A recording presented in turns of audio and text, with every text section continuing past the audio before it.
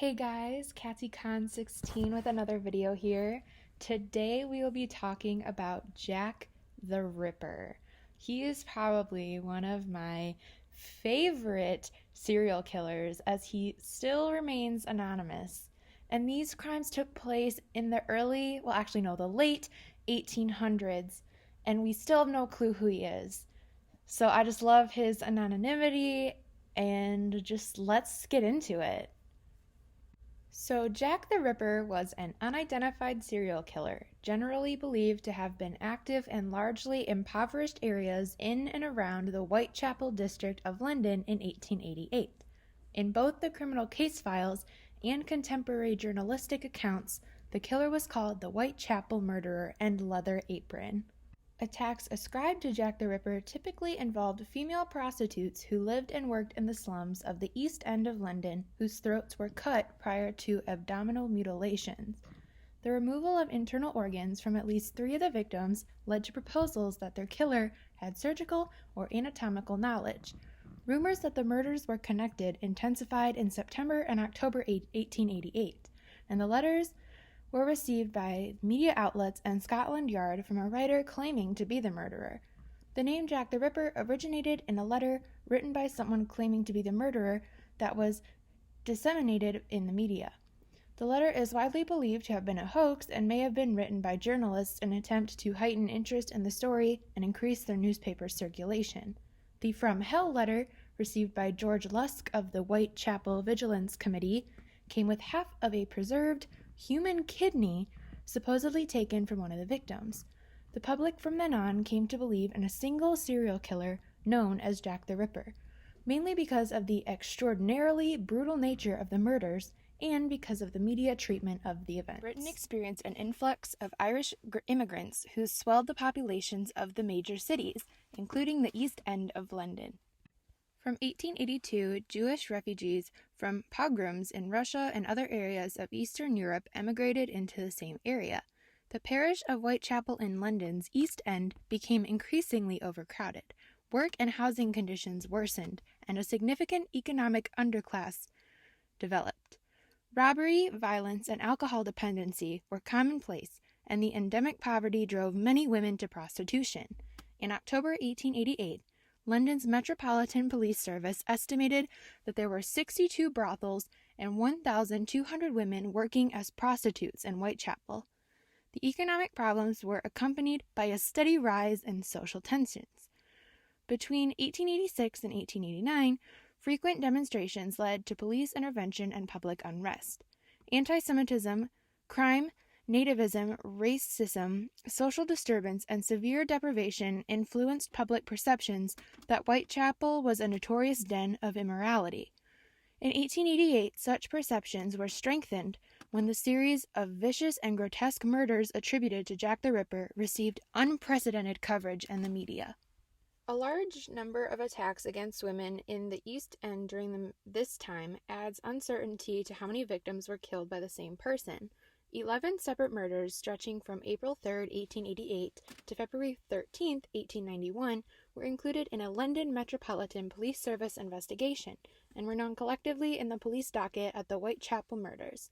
Opinions vary as to whether these murders should be linked to the same culprit, but 5 of the 11 Whitechapel murders, known as the Canonical Five, are widely believed to be the work of Jack the Ripper. Most experts point to deep throat slashes, abdominal and genital area mutilation, removal of internal organs, and progressive facial mutilations as the distinctive features of the Ripper's habits.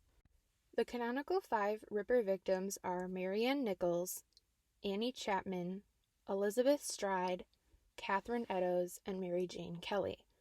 Mary Ann Nichols' body was discovered around 3:40 a.m. on Friday, August 31, 1888, in Bucks Row, now Durward Street, Whitechapel.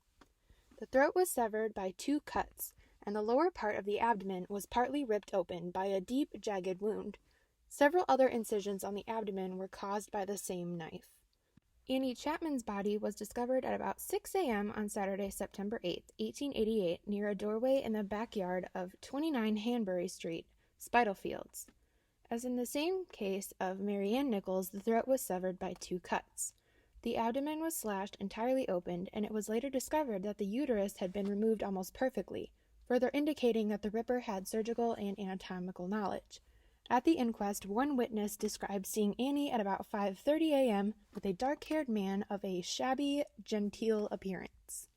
Elizabeth Stride and Catherine Eddowes' bodies were killed early in the morning on Sunday, September 30th, 1888. Elizabeth's body was discovered at 1 a.m. in Dutfield's yard off Berner Street, which is now Henrique Street, in Whitechapel. The cause of death was one clear-cut incision which severed the main artery on the left side of her neck. The absence of mutilations to the abdomen has led to uncertainty about whether her murder should be attributed to the Ripper or whether he was interrupted during the attack. Witnesses thought that they saw Elizabeth with a man earlier that night, but gave differing descriptions. Some said that her companion was fair, others dark. Some said that he was shabbily dressed, others said he was well dressed. Catherine Eddowes' body was found in Mitre Square in the city of London 3/4 of an hour after Stride's. The throat was severed and the abdomen was ripped open by a long, deep, jagged wound. The left kidney and the major part of the uterus had been removed. A local man named Joseph Lonand had passed through the square with two friends shortly before the murder, and he described seeing a fair-haired man of shabby appearance with a woman who may have been Eddowes. His companions were unable to confirm his description. Eddowes and Stride's murders were later called the double event. Part of Eddowes' bloodied apron was found at the entrance to a tenement in Golston Street, Whitechapel. Some writing on the wall above the apron piece became known as Golston Street graffitos and seemed to implicate a Jew or Jews, but it was unclear whether the graffito was written by the murderer as he dropped the apron piece or was merely incidental. Such graffiti were commonplace in Whitechapel. Police Commissioner Charles Warren feared that the graffito might spark anti-Semitic riots and ordered for it to be washed away before dawn. Mary Jane Kelly's mutilated and disemboweled body was discovered lying on the bed in the single room where she lived at 13 Miller's Court, off Dorset Street, Spitalfields, at 10:45 a.m. on Friday, November 9, 1888. The throat had been severed down to the spine, and the abdomen almost emptied of its organs. Her heart was missing. The canonical 5 murders were perpetrated at night, on or close to a weekend, either at the end of the month or a week after. The mutilations became increasingly severe as the series of murders proceeded, except for that of Stride, whose attacker may have been interrupted. Nichols was not missing any organs, Chapman's uterus was taken, Eddowes had her uterus and kidney removed and her face mutilated, and Kelly's body was eviscerated and her face hacked away, though only her heart was missing from the crime scene. Kelly is generally considered to be the Ripper's final victim, and it is assumed that the crimes ended because of the culprit's death, imprisonment, institutionalization, or emigration. The surviving police files on the Whitechapel murders allow a detailed view of investigative procedure in the Victorian era. A large team of policemen conducted house-to-house inquiries throughout Whitechapel. Forensic material was collected and examined. Suspects were identified, traced, and either examined more closely or eliminated from the inquiry. Modern police work follows the same pattern. More than 2,000 people were interviewed. Upwards of 300 people were investigated, and 80 people were detained. The investigation was initially conducted by the Metropolitan Police Whitechapel Division Criminal Investigation Department, headed by Detective Inspector Edmund Reed. After the murder of Nichols, Detective Inspectors Frederick Aberline, Henry Moore, and Walter Andrews were sent from Central Office at Scotland Yard to assist. The City of London Police were involved under Detective Inspector James McWilliam after the Eddowes murder, which occurred within the City of London. The overall direction of the murder inquiries was hampered by the fact that the newly appointed head of the CID, Robert Anderson, was on leave in Switzerland between the 7th of September and the 6th of October, during the time when Chapman, Stride, and Eddowes were killed. This prompted Metropolitan Police Commissioner Sir Charles Warren to appoint Chief Inspector Donald Swanson to coordinate the inquiry from Scotland Yard.